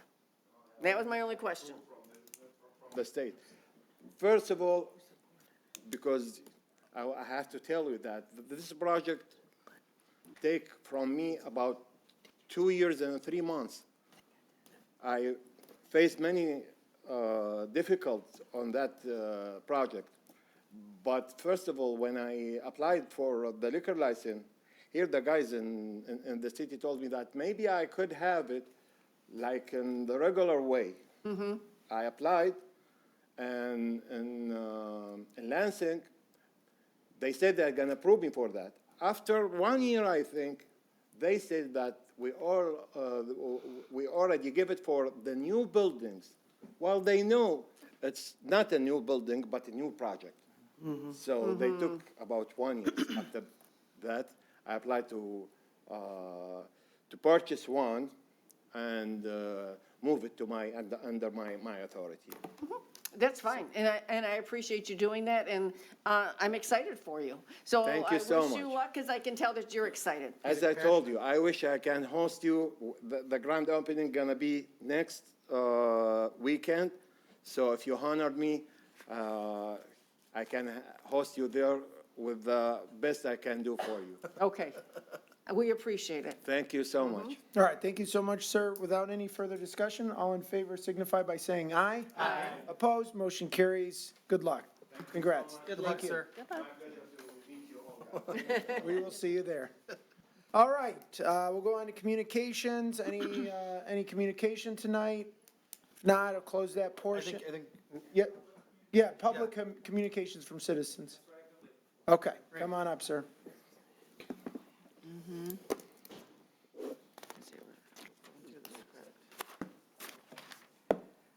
My name is Horace Johns. Address is 14468 Cooley Drive, Sterling Heights, Michigan. I'm here on behalf of my neighbor, and she received a notice of violation. And I came to the city hall today, tried to talk to the ordinance inspector. He wasn't in. So I went next door to Mr. Vanderpool's office. I tried to talk to Mr. Vanderpool. He says, well, Mr. Vanderpool only talks to people once a week on Thursday for 1 hour. I says, okay, I'll come back on Thursday. He says, oh, he won't be here on this Thursday. Come back next Thursday. Well, next Thursday, I'm going to be in Houston. That's not going to work. My neighbor, who's been here since she's been here 2 years before Sterling Heights was a city. So she's been here longer than Sterling Heights has been here. She owns 3 acres of land. She got a thing that says that for landscape maintenance. Well, she can't maintain 3 acres of land. They put a subdivision north of her. I live in that subdivision. The woman who was here earlier is the daughter of one of my neighbors. I've been there 39 years. He's been there longer than me, across the street. They send out what she considers a hostile and threatening notice. You know, talking about $70 for them to follow up an inspection, $240 if it's referred to ordinance appeals. I would like the city to change their approach where they actually talk to a homeowner before they send out a letter. The woman who complained to the city had already been told by the guy who cuts her grass, who also lives on my block, that she's in the hospital.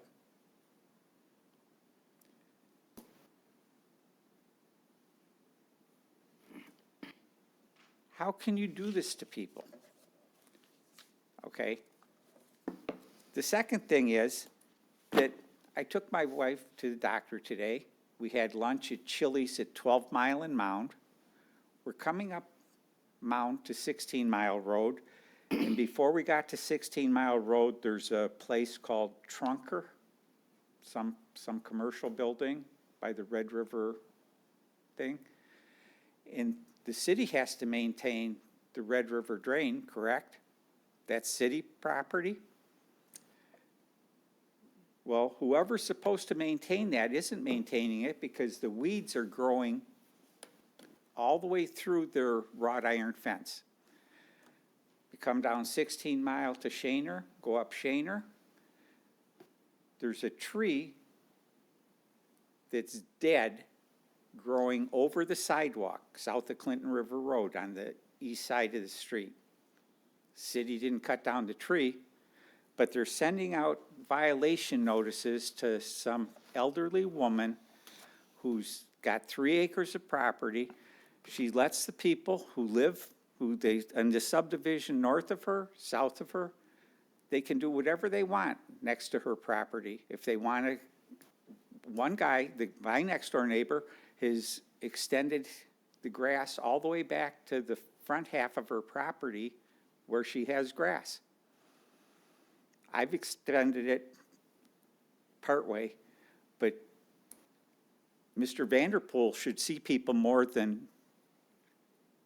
So Mr. Vanderpool's our city manager. That's correct. He is in the office all day, every day. It's me that has office hours Thursdays at 10 a.m. So I come in Thursdays, and usually I'm here from, a little before 10 till after 11. I stay if there are residents. Can't make it every week. And so I apologize if I wasn't able to this past Thursday. So I apologize for that. But if you want to provide the information to our city clerk, she can get it to our city manager, and we can look into it and see if there's some accommodation we can make to give her some extra time or see if there's some resources available for her. Well, I know my time is up, but. Yeah, so we'll be happy to look into it. But but I never received a call from the ordinance inspector who was supposed to call me today, because Okay, we'll look into it, You know- sir, and we'll make sure that it gets addressed, and as I said, if and she again, needs it's some- not my property, I but understand. I look out for her. She's, Yep, and we appreciate it. I just brought her home from the Optalis on Shaner and Plumbrook Thursday. Okay, so if you want to leave something with our city clerk Information. so that we can get in touch with you or get in touch with her, we'll jump on top of this tomorrow, okay? Thank you very much. All right, thank you, sir. Anyone else under communications from citizens? If not, I'll close that portion and we'll go on to reports from city administration. Anything tonight, Mr. Vanderpool? Nothing further, Mayor, thank you. Mr. Koszybski? No closed session, Mayor. Council, any reports or new business? Mr. Mayor? Mr. Radke? Just briefly, we received in our packet a report about right-of-way trees, and I thought it was very informative. I was hoping that we could discuss it further at the strategic planning session in, is it March, Mr. Vanderpool? January. And without objection, I'd like that to be one of the issues we discussed at strategic planning. Any objection? Hearing none. That's all I have then, Mr. Mayor. Thank you, Mr. Radke. Council, anyone? Mr. Yanes? Thank you, Mr. Mayor. I just want to respond to the gentleman, or not respond, but add to the discussion. You know, this is not the first time this has happened. I've brought this up before, where it seems like when it comes to our seniors in certain situations, there just is a lack of empathy. You know, senior citizens, I don't care how much money they have, whatever, you get to a certain stage in your life, you feel like you're going to lose everything anytime something bad happens. And we need to do a better job at approaching any issues that affect our seniors. You know, the fact of the matter is, you know, if somebody has an overdose, we send a quick response team over there, lickety-split, to try to get them some help. You know, 4 people show up at their door. But, you know, you have an 80-something-year-old woman who basically lives alone or has some sort of help, and she gets this letter in the mail, no explanation other than just the letter, and it's gonna cost her hundreds and hundreds of dollars, and now all of a sudden you're fretting about what's going to happen to you and your safety and your independence and everything else. We just have to do a better job when it comes to this. I brought this up before. Obviously, nothing happened. I'm going to bring it up again. I don't anticipate anything will change. I just think we can do a better job with our seniors. That's all I have, Mr. Mayor. All right, thank you, Mr. Yanes. Anyone else? Mrs. Mr. Mayor, I'm going to have to add to Mr. Yannick. That is an issue that I have been talking about for years and years and years. Why can't we establish some type of a senior citizen committee, group? Is there any way that we can determine if we have a senior that is alone, trying to live in their home, to continue to stay at home? We don't know what their health issues are. We don't know if they run into a situation like this particular person went into the hospital. Is there any kind of a thought behind putting together a senior committee that could maybe monitor these violations, find out if there is a violation given, if the inspector could notify that group and say, well, according to my records, this is an individual by themselves, maybe do some follow-up, something to not forget that we do have an aging population and they may need assistance from us. Through the chair to Mr. Vanderpool, any suggestions? Mr. Vanderpool. Thank you. Thank you, Mayor. First, Councilman Koski, I want to highlight all the programs we do have that assist seniors, and there's a long list of them. It includes SHINE, the Sterling Heights Initiative for neighborhood excellence. As you know, we clean up hundreds of homes through that program. Let me finish.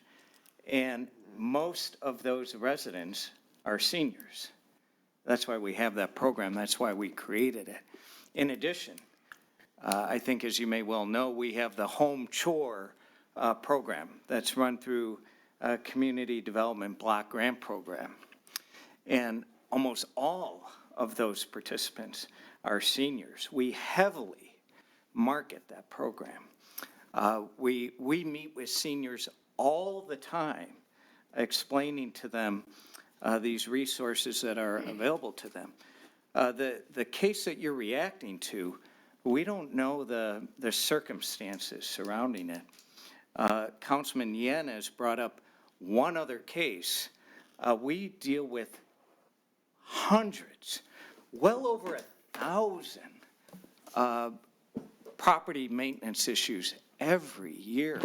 And we do, in almost all cases, and you all know this, make contact with the residents first and work with them. Very rarely do we have to resort to sending out a notice of violation. There's numerous interactions. So I've heard 2 tonight, but I haven't heard about the other, couple thousand property maintenance cases that we have every year. We have over 40,000 properties in the city. But there are, and don't forget also that we have the senior center. We communicate a lot with our senior population through our senior center and our senior newsletter. And we offer assistance to seniors wherever we possibly can. I can tell you personally, I deal with seniors almost every week on certain issues of one sort or another. Our senior citizen coordinator at the senior center works with hundreds of seniors every day. I think we have a pretty broad-based, and let me mention another program that all of council is aware of, and I know you're very proud of this, including Councilman Koski. We have our Safe Homes Task Force. And every week we are dealing with seniors who are having trouble staying in their home. In fact, we have case managers working with senior citizens every single week, addressing their needs, making sure that they're able to live in their homes. And we, in some cases, they're hoarding situation. We have to help them clean up their homes. We provide them financial assistance, medical assistance. Let me also remind you, too, that the City Council approved a mobile integrated health coordinator. We're one of the few cities, I'm not aware of another city that does this. And this individual's primary function is to work with seniors and those in the community at risk, mostly seniors, dealing with not only their medical needs, but other needs in the community. Now, when they stumble on issues that may involve a property maintenance, they obviously work with the appropriate city discipline, code enforcement, or others. So I could go on and on and on. I really think the city has a robust outreach program for seniors. I've heard a couple of examples tonight that you'd like a little more information on. I'm happy to get you that information, but unless directed by the rest of the council, I think you should all take great pride in what we do for our senior citizen community in Sterling Heights. Mr. Mayor? Mrs. Koski. The point that I'm trying to make is, what does it take to walk up to the front door and knock on the front door? Well, how do we know they didn't? Exactly. And how do we know they didn't? Let me get you How the do we know they results. didn't talk to her? How do we know any of it? We don't know anything about that case that was brought up. Precisely. And that's why I said, if you leave some information, we can review it, find out what happened, and then respond accordingly. Anything else, Mr. Vanderpool? I could go on and on, but you're spot on. Okay. Mr. Mayor? My point is, I'm sorry, Mrs. Koski. just one more, please. My point is to take a moment to find out if the person is okay. You talk about our safe homes, you talk about the hoarding issues. Maybe we're not doing enough there. Maybe we need to take that extra 10 minutes to address the person that has an issue. That's all I'm saying. Maybe we need to put a little more effort there to enhance the programs that you already have in place, and that is to keep our seniors in their homes. That's all. Thank you. Mayor Thank you, Taylor? Mrs. Kosky. Mayor Taylor? Mrs. Zarko. Can I talk? I haven't talked yet. I haven't either. We haven't either. Okay. Oh, I thought you did. I'm No, I sorry. tried, I'm but sorry. I tried. Go ahead. No, you can't. I called Ms. Zarko, but Mrs. Go ahead. Kosky started. I wasn't done yet, sorry. That's not what I meant, but Okay. Mrs. Zarko has the floor. All right, and thank we'll you. get to my right after. First of all, I pride the city in helping seniors stay and age in place. We've been doing this for years. Part of that involves your neighbors, whether it be the gentleman that came up here tonight, Mr. Johns, and his other neighbors helping this woman, you know, to stay on her 3 acres. So it's already, she's getting help from her neighbors. But we receive information from the state and often the county for services that not just the city provides, but that the county and the state provide for senior citizens. I mean, those are mailed to us by either our state senators, our state representatives, but they are on it with a lot of numbers and a lot of different organizations and departments that we can pick up the phone and call. The problem is sometimes the people that need it the most don't ask for help. And that can't be on us, is that they're not asking for help. Maybe they don't have anybody to talk to, and encourage them to call some of these places.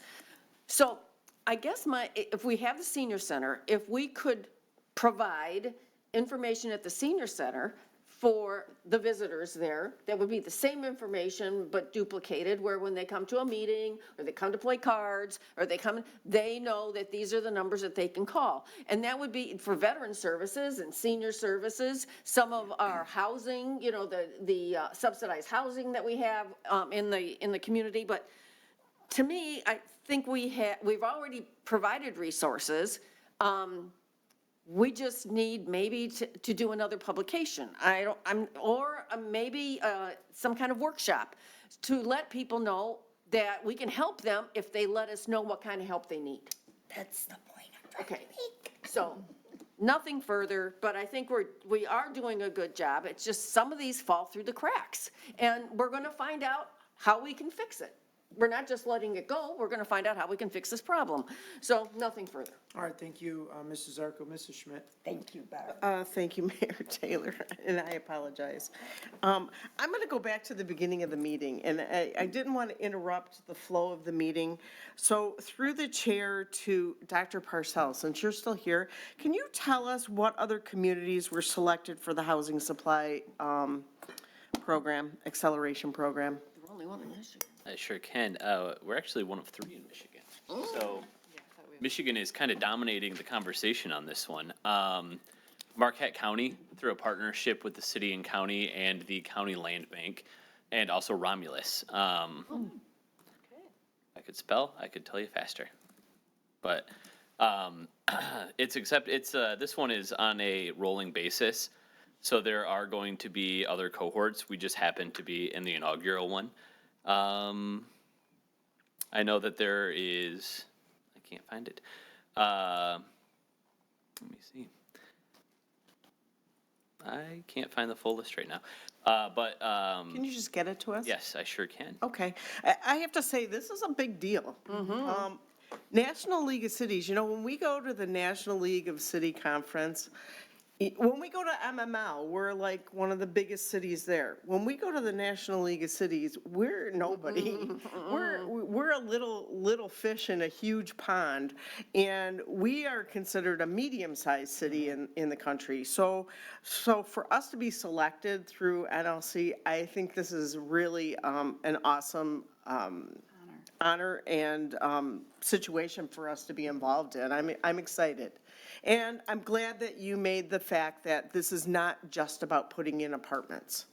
It's about looking at all different types of housing. So I'm excited. I'm excited. And the second thing I wanted to talk about was this afternoon, before our meeting, we did the ribbon cutting for AGS, the Green Initiative, and I will say that the executives that were present really were thankful and grateful for working with the city of Sterling Heights. They've never worked with another community that was so eager to have them be involved and just be a community project. One of the ladies was actually from Canada, and she said, we're used to a lot of rings that we have to jump through. And so it was a pleasure for them to have such a positive experience with our government. So kudos to administration because, you know, we hear this over and over again. Council, when we're out in businesses, we hear this over and over again, that our employees in administration are so easy and business friendly to work with. And I appreciate that. I'm sure my colleagues on council do as well. I guess my final thought on this code enforcement thing is, there's no way that a code enforcement officer would know the age of anyone that's living in that house. So you know, it's not that somebody's targeting seniors and not helping them. I think, within reason, the city will work with anybody, including all seniors. So, you know, I'm thankful for all the programs that we have in place right now. And I have nothing further. All right, thank you, Mrs. Schmidt. Mrs. Sarowski. Thank you, Mayor Taylor. So I'm going to go ahead and jump right in with the process of how, through the chair to Mr. Vanderpool. What is the process that the city goes through when they have a property that has a code violation? Because I know it's not, my understanding is it's not just, that letter is the last of a many multi-layered process. Mr. Vanderpool. Thank you, Mayor. Mayor Pro Tem Sarowski, you're right. I mean, the notice of violation is typically the last resort. When there's a violation, first of all, if there's grass in excess of 6 inches, a warning notice is left on the door. A lot of times, you know, a homeowner may not be home or they may not answer the door in that particular, but that's the most minor infraction is perhaps a weed violation. When there's more significant stuff, could be the home is in disrepair, it could be overgrown shrubbery, it could be vehicles parked in the driveway, blocking sidewalks, unlicensed vehicles. You know, the gamut of violations exist in the city. Thankfully, the vast majority we don't have any problems with. But in those cases, an inspector will typically try to make contact with the property owner. They'll knock on the door. They will leave a door hanger. They will leave a warning notice of some sort. And when there is no response, typically a notice of violation. Now, let me emphasize, it's a notice of violation. That doesn't mean you're being fined, doesn't mean that the city's taking action. It's a notice saying there are these violations on your property and they need to be resolved. Please contact this number if you'd like to discuss it further. In almost all cases, when a property owner contacts the city, they're afforded extra time. It could be peeling paint. And if it's in the springtime, you're probably not going to be able to paint it until summer. So in those cases, of course, a property owner is going to be afforded additional time. As I mentioned earlier, we have thousands of property maintenance inspections every year throughout the city. It's one of the things that keeps Sterling Heights looking nice and our property values strong. The vast majority of residents who have violations comply voluntarily. Some don't, and those then have to go what's called to OBA, the Ordinance Board of Appeals. Those meetings are televised every month. Probably you're all familiar with those meetings. A very teeny fraction go to that board for abatement. But those that do, it's very effective.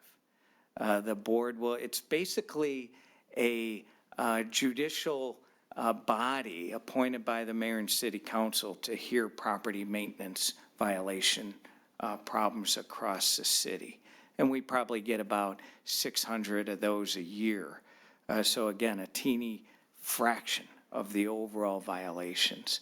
So the point is, there's a lot of touch points when there is a violation.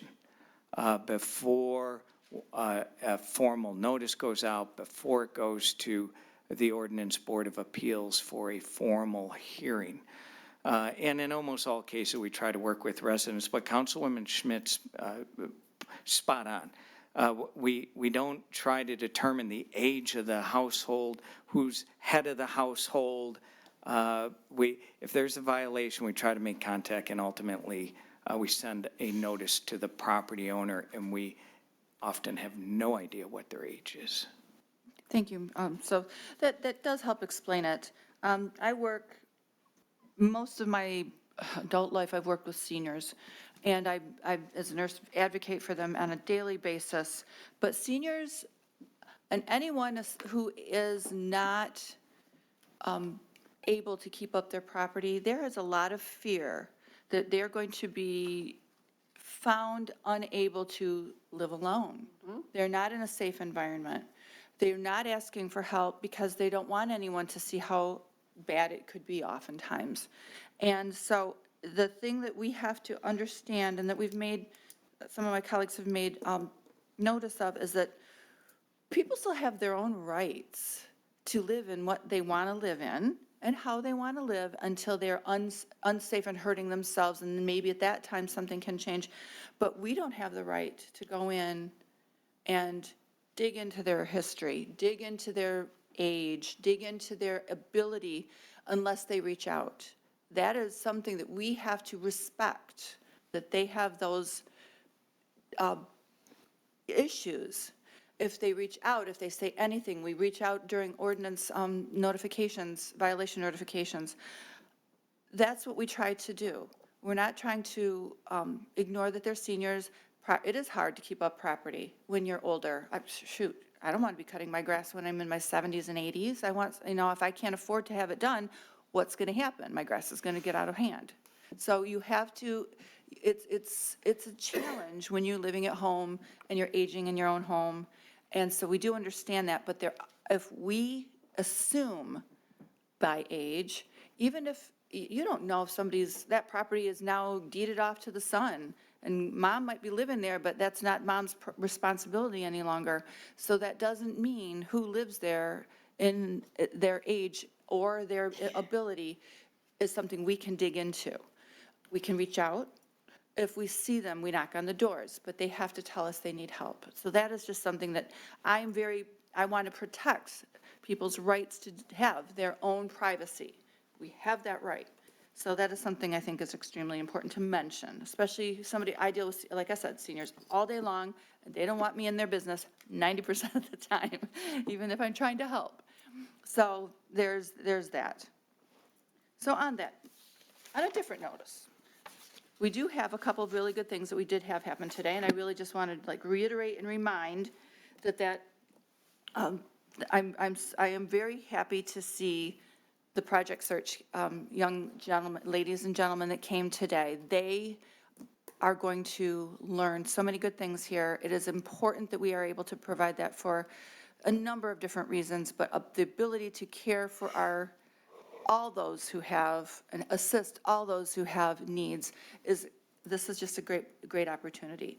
And for the city, and we do have the opportunity, we're just not training them and sending them along their way and saying, fly little birdies. We provide them opportunities here in the city to work, not just to learn. And this is something I'm very proud of. So I want to thank the residents for allowing this to happen. I want to thank my colleagues and city government to also make sure that this project continues. And that's all I have, Mayor. Thank you. All right, thank you very much, Mrs. Sarowski. And I guess all I'll say is that I've said it before, maybe somewhat facetiously, but I think the two top complaints that I receive as mayor are, number one, in no particular order. Number one, you're not doing enough code enforcement, and number two, you're doing way too much code enforcement. So it's a difficult balance here, and I think that the city does a tremendous job trying to keep our neighborhoods looking clean and looking appropriate, and making sure that people have faith that, you know, when they invest in their house, that, and they take good care of it, that their neighbors are going to as well. But I also think that there's a number of people that think we may be a little heavy-handed with it.